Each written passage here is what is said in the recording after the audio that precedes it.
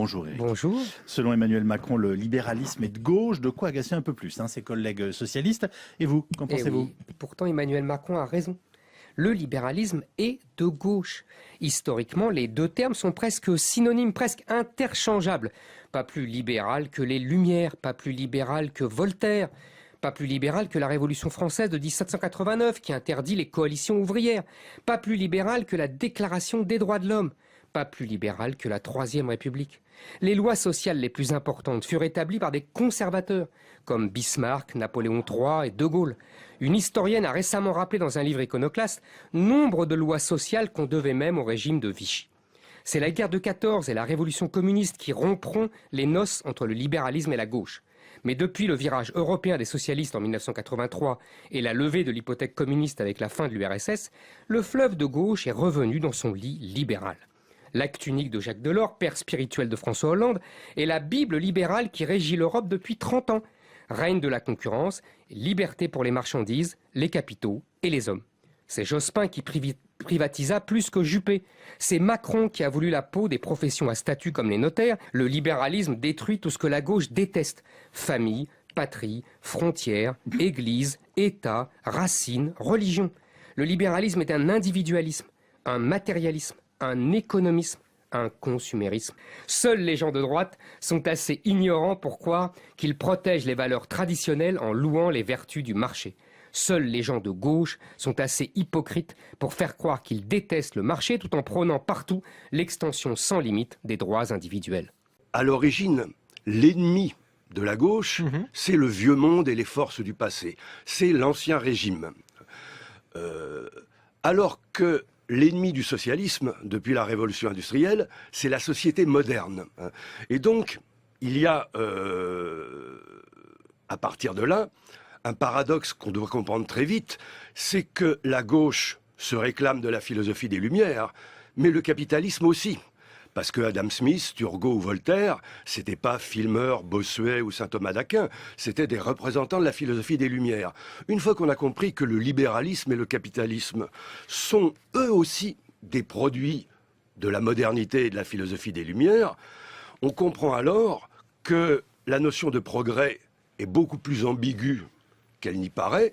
Ce que je voudrais, c'est essayer de cerner la nature même du libéralisme, puisque l'enjeu de la conférence de Charles Orban, c'était de stigmatiser la double démarche de ceux qui, à gauche, croient pouvoir jouer le libéralisme sociétal ou culturel contre le libéralisme économique, et à droite, ceux qui pensent pouvoir jouer le libéralisme économique contre l'autre.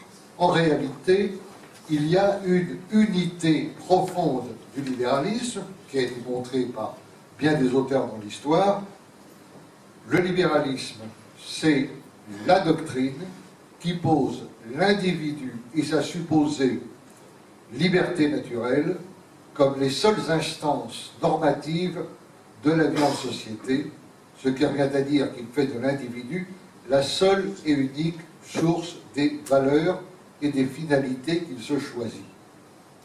Cela signifie que l'idéologie libérale doit être immédiatement reconduite à cette autre idée fondatrice qui est l'individualisme, c'est-à-dire la philosophie qui considère l'individu comme la seule réalité et le prend comme principe de toute évaluation. C'est ce qu'on appelle en épistémologie l'individualisme méthodologique. Cette insistance sur l'individu, elle est tout à la fois descriptive et normative, c'est-à-dire que les libéraux considèrent que l'individu, c'est ce qui passe avant la société, en importance, mais c'est également cette famille de pensée qui prétend que l'individu a précédé, historiquement ou préhistoriquement, la collectivité. L'idée fondamentale, c'est que l'individu existe avant la société et qu'il tire de cette antécédence le primat que l'on doit lui reconnaître. Alors évidemment, très vite, l'objection a été faite aux libéraux de dire, mais la société, ça existe quand même, donc comment est-ce qu'on est passé de l'individu à la société? Et c'est à cette question que répondent les différentes théories de ce qu'on appelle le contrat social, qui est une sorte de fable mythologique dans laquelle on imagine que dans des temps très lointains, des individus isolés les uns les autres, et dont on peut supposer que vivant séparés, ils n'avaient même pas de langage commun, ont miraculeusement décidé d'entrer en société, de créer une société. Ce qui est intéressant, c'est l'explication qui est donnée de cela.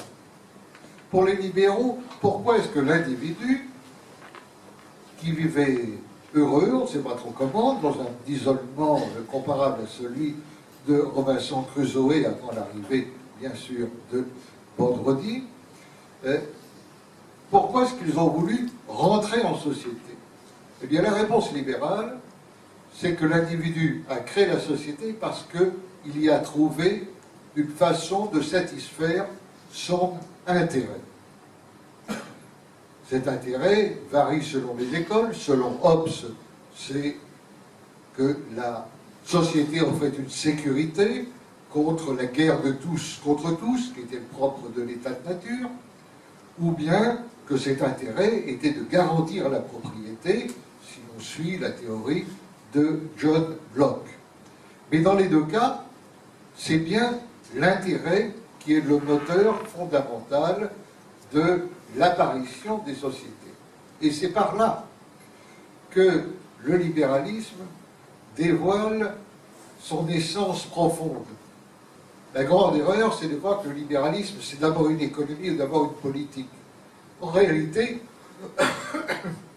le libéralisme est d'abord une anthropologie, c'est-à-dire une manière de penser l'homme et de le définir.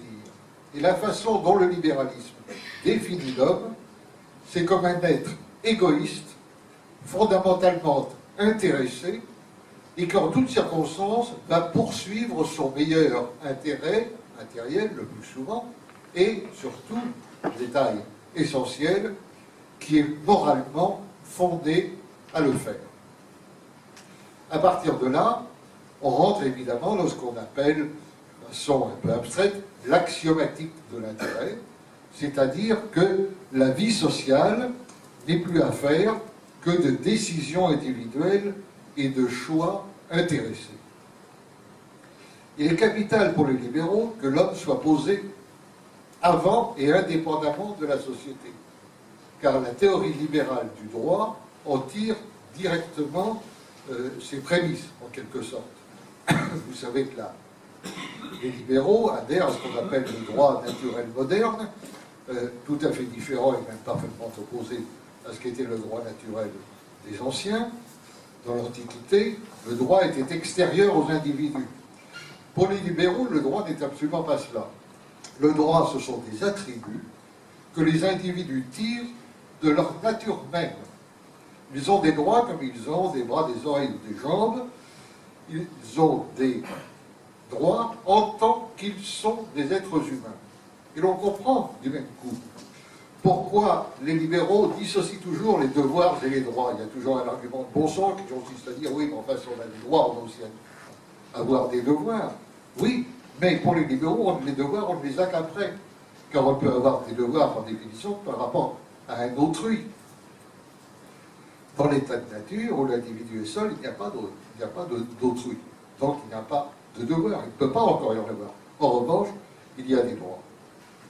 Donc, vous avez là un élément très important qui vous montre comment se relie le politique et le droit à l'intérieur de l'idéologie libérale, et à quel point l'anthropologie du libéralisme est une anthropologie économique avant même d'être une économie.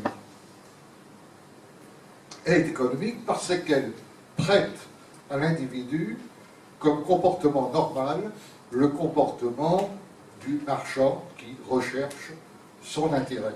Et à partir de ce moment-là, évidemment, les choses s'enchaînent. On comprend très bien pourquoi le libéralisme essaye de soumettre le politique à l'économique. Le politique étant perçu comme la sphère de la contrainte, et l'économique, au contraire, comme la sphère privative de la liberté. On voit très bien le renversement éthique, moral, que cette théorie suppose. Ce que nous disent au fond les libéraux lorsqu'ils développent cette image anthropologique de l'homme, c'est que ce que l'on tenait autrefois pour des défauts, il faut désormais les considérer comme des qualités. Et c'est ce que, au XVIIIe siècle, Bernard de Mandeville, dans sa célèbre Fable des abeilles, développe avec l'idée de vice privé et vertu publique. C'est en adoptant des comportements individuels égoïstes, eh bien, que nous profiterons à l'ensemble de la société. C'est une idée qu'on retrouve également chez Adam Smith dans un passage fameux où il dit que, en cherchant à réaliser le maximum de bénéfices, l'homme contribue au bonheur de tous. Idée également que Popper, le fameux Popper dont parlait David tout à l'heure, donc cette interdépendance va se retrouver à la fois dans le libéralisme économique et dans le libéralisme culturel. Dans les deux cas, sous couvert de ce que les uns appellent l'intérêt, sous couvert de ce que les autres préfèrent appeler principe de plaisir, de jouissance. Rappelez-vous ce slogan de mai 68, il faut jouir sans entrave.